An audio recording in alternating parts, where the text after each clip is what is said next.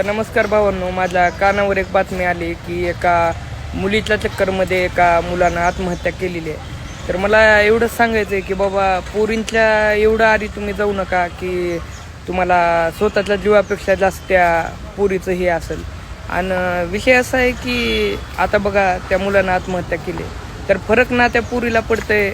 त्याने तर आता गेलं, पण त्याच्या जे घरचे आई वडील आहेत, त्याची जी फॅमिली आहे, त्यांनी किती आता टेन्शनमध्ये असते. आणि मला पोरींना बी सांगायचं आहे की उगा आता तुमचा एखादा बॉयफ्रेंड आहे म्हणून त्याला काय तुम्ही इकत घेतलो नाही, उगं त्याच्या डोसक्याला किर किर किर किर किर किर किर किर करत जाऊ नका. जरा सुखानं शांतीनं सगळं चुलं देत जावा. आणि असं जर तुम्हाला भांडणं किरकिऱ्या करायचेच आहेत तर तुम्ही ते रिलेशन आणि ती प्रेम बीम अशा गोष्टीत पडतच जाऊ नका.